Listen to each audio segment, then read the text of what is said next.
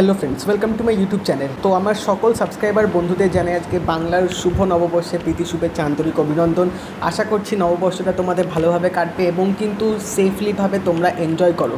তো আজকে যেহেতু বাঙালির নববর্ষ, তো সেই জন্যে বাংলা ইন্ডাস্ট্রি থেকে কিন্তু আজকে অনেক আপডেট আসতে চলেছে, যার মধ্যে ফার্স্ট যে আপডেটটা এসে গেছে সেটা হচ্ছে জিতের একটা নতুন ফিল্ম চেঙ্গিস, যেটা কিন্তু কিছুদিন আগে অ্যানাউন্সমেন্ট এসে গেছিলো। তো আজকে জিৎ তার সোশ্যাল হ্যান্ডেল থেকে এই ফিল্মটা কিন্তু অফিসিয়াল একটা পোস্টার রিলিজ করে দিয়েছে এবং পোস্টারটার সাথে যে ক্যাপশানটা দিয়েছে সেই ক্যাপশানটা দেখলেই কিন্তু একটা তোমাদের গায়ে কিন্তু রক্ত গরম টাইপ হয়ে যাবে এবং তোমরা কিন্তু বুঝতে পেরেই যাচ্ছ ক্যাপশানটা দেখেই যে ফিল্মটা কী লেভেলের হতে চলেছে। তো তোমরা যদি জিতের সোশ্যাল প্রোফাইলে যাও সেখানে গিয়ে দেখতে পাবে জিৎ যে ক্যাপশানটা দিয়েছে, যেটা হচ্ছে যার নেই কোনো সীমানা, যার নেই আছে কোনো পরিধি।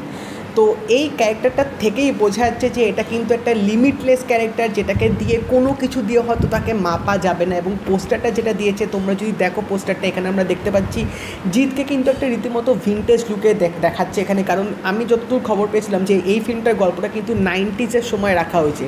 তো তখনকার সময় যেরকম লুক ছিল, যেরকম গেট আপ ছিল, যেরকম কাস্টিউম ছিল, সেই কাস্টিউমগুলোই কিন্তু থাকবে এবং সেটাই কিন্তু এখানে জিতার পিকচারটা দেখা যাচ্ছে। তো এখানে তাকে কিন্তু বেশ একটা মাফিয়া, একটা গ্যাংস্টারের রোলে এখানে হয়তো দেখা যেতে পারে। এবং তোমরা যদি পিকচারটা ভালো করে দেখো, এখানে তার হাতে একটা সিগার রয়েছে এবং যেভাবে তার লুক অ্যান্ড ফিলটা দিয়েছে সেটা কিন্তু দেখে রীতিমতো অস্থির লাগছে। এবং অবশ্যই এখানে সে একটা সানগ্লাস পরে আছে এবং যে মুস্ট্যাচটা যেভাবে আছে দেখেই কিন্তু একটা জোশ লাগছে পুরো।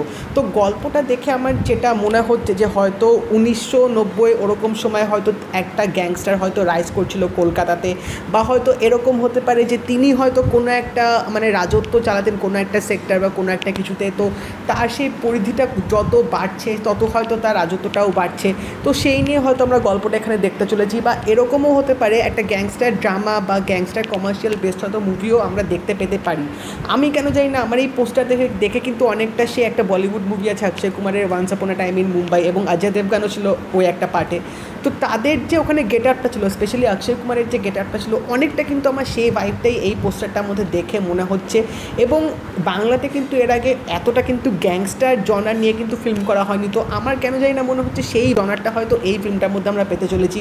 এবং অবভিয়াসলি ফিল্মটার মধ্যে আছে শতাব ফিগার। তো শতাব ফিগার হয়তো নেগেটিভ ক্যারেক্টারও প্লে করতে পারে, বা হয়তো তিনি একটা ভালো ক্যারেক্টারও প্লে করতে পারে।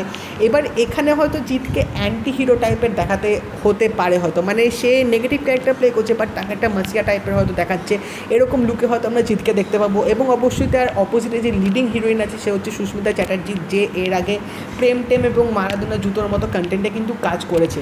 তো পোস্টারটাই কিন্তু রীতিমতো অস্থির লাগছে পুরো। এখানে জিতকে যেভাবে রিপ্রেজেন্ট করেছে সেটা কিন্তু এক করে। এবং রাবণের এখন অবধি ফিল্মটাই আসলো না, ট্রেলারটাই পুরো ঝড় তুলে দিয়েছে। এবং তারপরে এরকম আরেকটা কমার্শিয়াল মুভি আমরা পেতে চলেছি, যার নামটাই শুনলে একটা অস্থির ভাব তোমাদের মধ্যে চলে আসবে।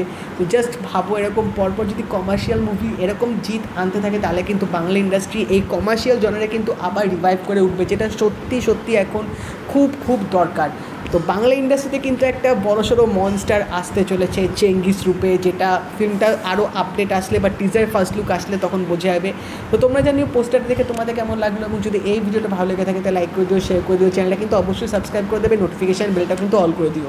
তো দেখা হবে পরের ভিডিওতে, বাই।